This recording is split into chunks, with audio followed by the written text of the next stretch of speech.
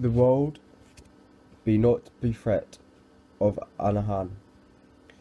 In whatever so doctrination and discipline, shoulda the Arahant eightfold path is not found. Either it is in there found a man of true sentence for the first time, of the second, or for the third, or for the fourth degree.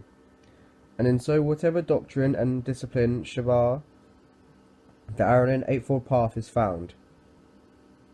In it is found the man of a true sentiment of the first time, and the second, and the third, and the fourth degree. Now in this doctrine and discipline Shraddha is found the Arahant eightfold path.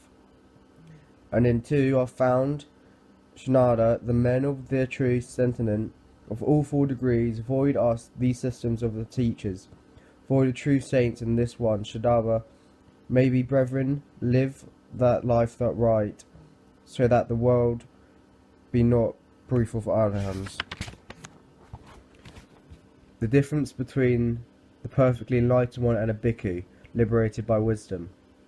Bhikkhus, the Tangaha and the Arahant, a perfectly enlightened one, liberated by no clinging, through resolution forwards towards him, throughout it fading away and cessation in a perfectly enlightened one. A bhikkhu liberated by wisdom, liberated by non-clinging, through resolution towards from, through its fading away as cessation, as is called by liberated by wisdom. Therein, bhikkhus, what is the distinction? What is the disparity? What is the difference between the Thamma, the Arahant, the perfectly enlightened one, and the bhikkhus liberated by wisdom? The Thamma, bhikkhus, the Arahant, the perfectly enlightened one, is the originator of the path unseen before, the producer of the path unpronounced before, the declarer of the path uncleared. He is known of the path, the discoverer of the path, and who is skilled in the path. And his disciples now dwell following that path and become possessed for it afterwards. This bhikkhus is the distinction, the disparity, the difference between the Thamma and the Arahant and the perfectly enlightened one, and bhikkhus liberated by wisdom.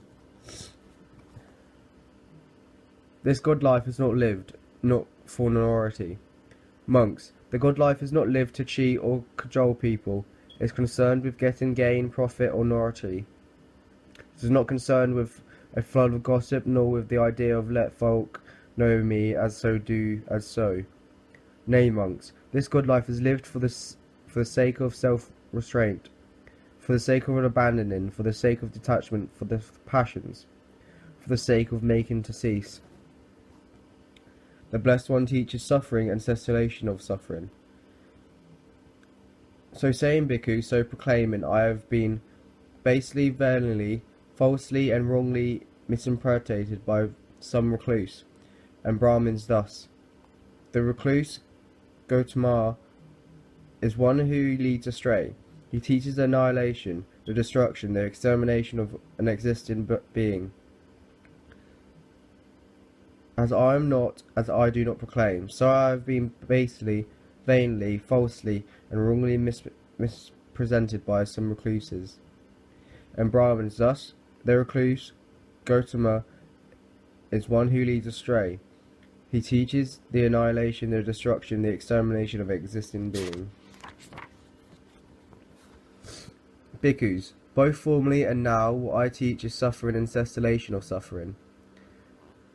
If others abuse, revile, so hold, and harass the Thamma, for that the Thamma on their account feels no annoyance, bitterness, or dejection of the heart. And if honour, respect, revere, and revelated Thamma, for that the Thamma on their account feels no delight, joy, or elevation of the heart. If others honour, respect, reserve, and violate the Thamma, for that the Thamma on this account takes thus, they perform such services as these for the sake of what had earlier to come to be fully understood. A makeover, whatever the wafer utters, speaks, and proclaims between the day of his enlightenment and the day of which he passes, utterly away all that so and not otherwise, therefore is called wayfarer. Monks, as the wayfarer speaks, so he does. As he does, so he speaks. That's why he is called the wayfarer.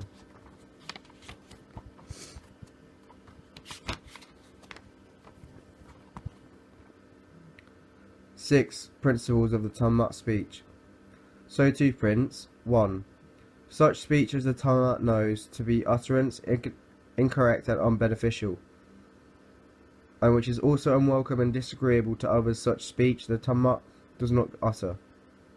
Such speech as the Dhamma knows to be true, correct, and unbeneficial, and which unwelcome and disagreeable to others, such speech the Dhamma does not utter. Such speech as the Dhamma knows it to be correct, beneficial, but which is unwelcome and disagreeable to others, Dhamma knows this time to use such speech. Such speech as the Dhamma knows to be untrue, incorrect, and unbeneficial, but which is welcome and agreeable to others, such speech the Dhamma does not utter. Such speech as the Dhamma knows to be true and correct and unbeneficial, and which is welcome and agreeable to others, such speech does not utter.